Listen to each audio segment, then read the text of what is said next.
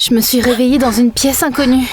On aurait dit que je vivais dans les égouts depuis une semaine, couverte de terre, de vêtements en mauvais état, avec des cheveux emmêlés. La chose la plus effrayante était que je ne savais pas qui j'étais, ni où j'étais ou pourquoi j'étais là. C'était comme si quelqu'un m'avait effacé la mémoire avec un chiffon. Je ne me souvenais même pas de mon nom. Je suis sortie de la pièce et j'ai tout de suite vu un tas de garçons. Ils étaient assis sur des canapés et discutaient, jouaient avec des jeux vidéo. Je n'ai reconnu aucun d'entre eux et j'ai senti la panique monter en moi comme une marée. Bien sûr, j'ai fait la chose la plus intelligente possible. Je me suis retournée et je suis sortie de là. Attends, on voulait juste aider. Mais je n'avais pas envie de parler. Salut, je m'appelle Claire. Un jour, je me suis réveillée dans une maison pleine de gars que je ne connaissais pas. Et le pire, c'est que je me souvenais de rien. Tu sais ce qui s'est passé après ? Mets-toi à l'aise.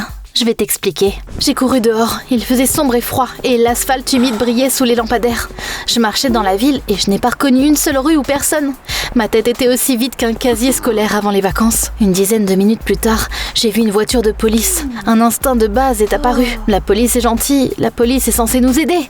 J'ai dit au policier tout ce que je savais, ce qui n'était pratiquement rien, et je lui ai demandé de l'aide. Il m'a emmené au poste de police. Ils ont passé ma photo et mes empreintes digitales dans leur base de données. On a trouvé et contacté tes parents. Le policier m'a parlé très calmement, doucement et gentiment, comme si j'étais un chaton perdu. Une demi-heure plus tard, une femme et un homme ont fait irruption dans le poste de police. Je les reconnaissais pas, mais ils disaient qu'ils étaient mes parents. L'homme a tout de suite couru vers moi. Claire, on avait tellement peur! Ils ont dit à l'officier que j'avais une amnésie héréditaire. Je les ai regardés avec méfiance. Ils ne ressemblaient pas à des escrocs, mais je n'avais pas l'impression de les avoir déjà vus non plus. Le couple m'a vite conduit à leur voiture. On n'a pas dit la vérité aux flics. En réalité, t'as eu un accident. Et puis ils m'ont dit que je conduisais ma voiture quand j'ai perdu le contrôle et que j'ai dévié de la route. Quand les premiers intervenants sont arrivés, ma voiture était écrasée comme une canette de soda. Je n'étais pas dedans. Ensuite, la police a appelé mes parents et m'a dit que j'étais venue au poste. À ce moment-là, j'ai pensé, ouais, ça a l'air logique. Si je me suis vraiment cogné la tête, c'était pas bien surprenant que j'ai perdu la mémoire. Ces garçons ont dû me trouver et m'emmener chez eux. Le couple m'a emmené dans une maison qui avait l'air sympa, mais qui m'était complètement inconnue. Je pouvais pas m'empêcher de me demander et s'ils n'étaient pas mes parents. Mais la femme m'a tendu un album photo. J'étais sur ces photos, je souriais à côté de mes parents et j'avais l'air heureuse. Il y avait aussi une photo de moi debout à côté d'une vieille Chevrolet Caprice verte. C'est la voiture que tu conduisais. Tout semblait trop réel pour être faux. Je me suis regardée dans le miroir. La fille des photos m'a regardée en retour. Je me suis enfin détendue. C'était vraiment moi. Je suis allée me coucher, mais avant de m'endormir, j'ai entendu mes parents parler discrètement dans le couloir. T'en as trop fait. Elle ne se rappelle de rien. C'est bon, elle se souviendra de ce qui est important. Mais j'étais tellement fatiguée que je me suis endormie. Abonne-toi à la chaîne et laisse un like sur cette vidéo pour découvrir quelque chose d'intéressant sur toi-même. Le lendemain, mes parents m'ont emmenée dans une école dont je me souvenais pas. Ils ont dit que mon ancien téléphone avait probablement été endommagé dans l'accident et m'en ont donné un nouveau. Papa a prévenu mes profs que j'étais amnésique et ils étaient très compréhensifs. Ils ne m'ont pas posé de questions ni donné d'exercices difficiles. Au moins, je me souvenais comment lire et écrire. Sinon, ça aurait été un désastre. Mais à la pause, une fille appelée Sarah est venue me voir. J'étais presque sûre qu'elle était ma camarade de classe. Je sais que tu fais semblant. T'es pas amnésique. Tu ne veux juste pas suivre les cours. Tu ne peux rien me cacher. Si le regard pouvait causer de l'amnésie, elle aurait tout oublié quand je l'ai regardée. Enfin, regarde-moi. Je ne me souvenais de rien et je tenais à peine le coup. Pourquoi elle s'en prenait à moi ? Après les cours, j'ai décidé de trouver les garçons qui m'avaient sauvée la veille. Je voulais les remercier et m'excuser d'être partie en courant. D'abord, j'ai appelé le poste de police. Je suis la fille amnésique que vous avez amenée au poste hier. Pouvez-vous me dire où nous nous sommes vus ? J'essaie de retrouver la mémoire. Le policier était très serviable. Il m'a dit l'adresse sans poser de questions. Je me suis dirigée là-bas, essayant de me souvenir de quoi que ce soit en cours de route. J'ai retrouvé la maison. Il s'est avéré que c'était une maison de fraternité sur un campus universitaire. Quand je suis entrée, les garçons étaient choqués. Je voulais vous remercier de m'avoir sauvée. C'était John, c'est lui qui t'a trouvé. John s'est avéré être sympa et un peu timide. Et j'ai tout de suite eu un crush sur lui. Je lui avais dit que j'avais eu un accident, que je m'étais cogné la tête et que je ne me souvenais de rien. C'est bizarre, je t'ai trouvé sous un arbre dans le parc. Il n'y avait pas de voiture à proximité. J'ai dû sortir de la voiture, marcher jusqu'au parc et m'évanouir. Ça n'a pas l'air si tiré par les cheveux. On a parlé et ri, se rappelant que j'avais eu peur que je m'étais enfuie la veille. John et moi avons échangé nos numéros. Puis j'ai reçu un appel de papa. On aurait dit que je m'étais enfuie à la frontière mexicaine. T'es où ? T'aurais déjà dû rentrer à la maison. Je lui ai dit la vérité, que j'étais partie remercier les garçons qui m'avaient sauvée. Mais il était toujours énervé. Et 15 minutes plus tard, il est arrivé sur le campus. Papa m'a grondé. Quelque chose dans son attitude surprotectrice m'a paru étrange. À la maison, pour me distraire, j'ai pris mon téléphone et j'ai commencé à envoyer des messages à John. Il a dit qu'il allait être médecin et qu'il s'intéressait à mon cas. J'ai pas trouvé ça cool, comme si John ne me voyait que comme une patiente. Mais c'était quand même sympa. sympa que quelqu'un veuille me parler. On a parlé pendant une vingtaine de minutes, puis je suis sortie de ma chambre et j'ai vu papa descendre au sous-sol. Naturellement, j'étais intriguée. Je l'ai discrètement suivi, essayant d'agir comme une ninja. Ma mâchoire est tombée. C'était pas un sous-sol ordinaire. Il y avait un laboratoire scientifique avec des lumières vives, des équipements étranges, des conteneurs, des tubes à essai en verre et des fils. Papa faisait quelque chose en se penchant sur la table. Il s'est retourné et m'a vu. Claire, tu ne peux pas venir ici, pars! J'ai tressailli. J'ai reculé vers l'escalier et je suis tout de suite partie.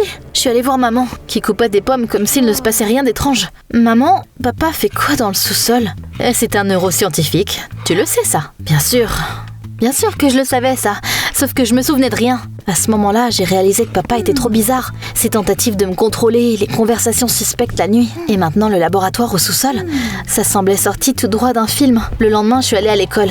Et j'ai essayé de faire genre que je me débrouillais bien et que mon cerveau était juste en train de se recalibrer ou quelque chose comme ça. Mais Sarah est réapparue comme si elle m'attendait. Je sais tout. T'as pas vu de médecin, t'es pas amnésique. Tu fais semblant. En y réfléchissant, elle avait raison. Pourquoi mes parents ne me fait pas amener chez le médecin? L'amnésie devait être traitée, non? J'aurais au moins dû me faire diagnostiquer par un professionnel. J'ai eu l'impression d'être une somnambule toute la journée, rôtissant dans mes propres soupçons comme des pattes dans de l'eau bouillante. Même en rentrant chez moi, j'étais tellement perdue dans mes pensées que je suis rentrée dans quelqu'un. Oh, je suis vraiment désolée. Salut Claire. Oh, quelle coïncidence. Oh, il a souri et tout à l'intérieur de moi s'est illuminé comme des lumières de Noël. T'es occupée? Non, je retournais à la maison. Pourquoi? Tu veux aller te promener? Papa va s'inquiéter. Mais John avait un regard si chaleureux et j'avais vraiment besoin de parler à quelqu'un. J'ai donc accepté. On se promenait près d'un centre commercial et je lui ai tout dit. À propos du labo au sous-sol, à propos de Sarah, à propos du fait que j'avais pas été voir le médecin. Eh bien, ton père est neuroscientifique. Peut-être qu'il t'a diagnostiqué lui-même. Cette théorie était plausible, mais elle ne me donnait toujours pas toutes les réponses. Et là, je me suis figée, parce qu'une voiture verte est passée devant nous. Une Chevrolet Caprice verte. Celle où je me tenais à côté sur cette photo. Celle dans laquelle j'avais prétendument eu un accident. John, regarde! C'est ma voiture! Celle-là? Mais t'avais pas eu un accident? Exactement! Peut-être qu'elle ressemble juste... Non! C'est un modèle rare! Et la couleur est la même aussi! Impossible qu'il y ait deux voitures comme ça dans cette ville. J'étais sur le point de courir après, mais j'ai été distraite quand mon téléphone a sonné. T'es où, encore dehors? Je lui ai dit honnêtement que j'avais croisé un ami et qu'on se promenait près du centre commercial. Ne bouge pas, j'arrive tout de suite. Il est arrivé 10 minutes plus tard. Je l'ai présenté à John, mais papa l'a regardé comme si John avait pris sa voiture, sa maison, son chien et même sa vie dans un univers parallèle. Allez, on doit y aller. Il m'a ramené à la maison et a grommelé tout le long du chemin que je l'écoutais jamais. Tu devrais rentrer à la maison juste après l'école. Je ne veux pas que tu traînes avec ce type. Ce soir-là, j'ai encore entendu mes parents parler. T'es trop dur avec Claire. Peut-être qu'on devrait lui donner un peu plus de liberté. Ça suffit. C'est ce qu'on faisait avant. Et ça s'est fini comment? Mon cœur s'est serré. Il était tout à fait évident qu'il cachait quelque chose. Et j'allais clairement découvrir quoi.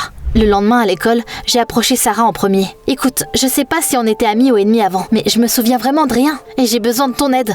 Tu sais, commencer à chercher des indices. Sarah avait l'air perdue. Je lui ai tout dit. À propos de la voiture, du sous-sol, du médecin, elle a rayonné. D'accord, c'est intéressant. Je peux aider. J'ai eu un message de John. Il m'a proposé qu'on se retrouve après les cours. Et tu sais quoi?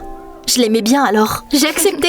On est allé se promener et John a dit quelque chose de surprenant. La vérité, c'est que je t'aime bien. Je t'ai aimé depuis le moment où je t'ai trouvé. J'étais juste assis à côté de toi, te regardant, et j'ai réalisé que j'étais amoureux. Hier, on ne s'est pas croisés par hasard. Je t'attendais. Mon cœur a commencé à battre la chamade. Tu crois au coup de foudre? Je ne me souviens pas en quoi je crois.